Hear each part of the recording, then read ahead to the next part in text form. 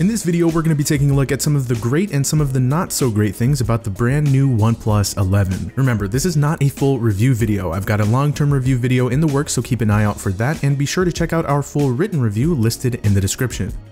As usual, starting off with the good stuff, we're talking performance. It should come as no surprise that this phone is blazing fast in pretty much every aspect. The latest and greatest Snapdragon 8 Gen 2 chip will be able to handle everything you throw at it and then some. There's fast storage for swift downloads and data transfers, navigation is quick and smooth, RAM management is good, you can comfortably run games at high settings, and at 100 watts, 80 watts here in the US, the phone can charge from 0 to 100% in around half an hour, which is insane.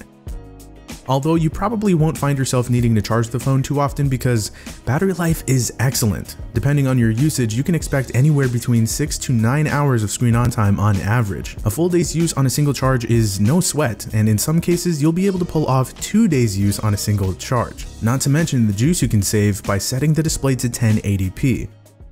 OnePlus has checked off a very important box when it comes to the software. Whether you love or hate the current state of Oxygen OS, you gotta hand it to them for the promise of 4 years of OS updates and 5 years of security patches. That puts the OnePlus 11 in line to receive up to Android 17, which is great, and even puts it a big step in front of Google and its long-term update promise. The Pixel 7 series is slated to only get to Android 16.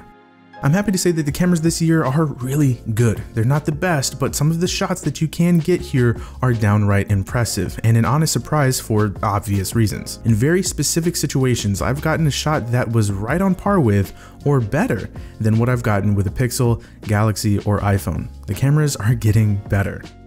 This phone starts at $699, which, all things considered, is a win. It does come with its compromises, but any phone will at $700. So when you take the powerful high-end specs into consideration and all of the things that you do get, this phone is actually tough to beat. Oh, and the charging brick is still included, which is a huge plus nowadays.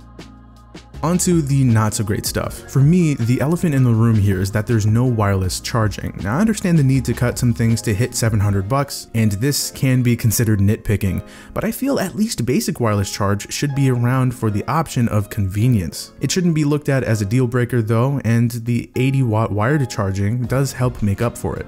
More importantly, camera reliability is something to note here. As of right now, you don't know exactly what you'll get every single time. Some shots will come out not looking so great. The mark on skin tones and exposure can be missed. Sometimes the colors between the 3 lenses won't be consistent, and the 2x telephoto isn't as robust as what the competition has. Again, the cameras are quite good in a vacuum, and some things can be fixed with updates, but keep all of these things in mind.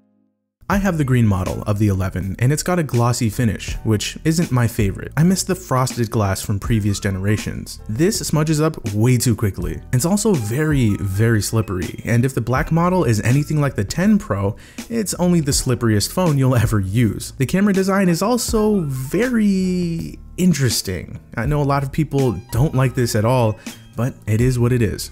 The color OSified Oxygen OS has quickly turned off a lot of people, and while I do think that it should be given a chance, that doesn't take away from the fact that we have experienced our fair share of bugs and crashes here at AP. And there are some UI elements that I am not a fan of, especially when it comes to interacting with notifications and performing certain swipe gestures. But bugs can always be fixed, so it's not the end-all be-all. It's better than it was last year, but it's still not the greatest, and I don't think it'll win over the hearts of OG Oxygen OS fans.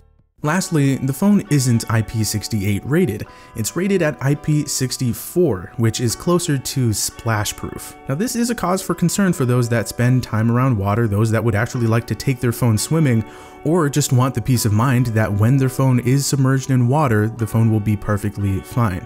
Not so much the case here. Another one of those compromises to take into consideration. What do you think of the OnePlus 11? Let's talk about it in the comments. Make sure to check out our full written review listed in the description and keep an eye out for our long-term review video down the road. Hope you enjoyed. It's been Zach, and thanks for watching.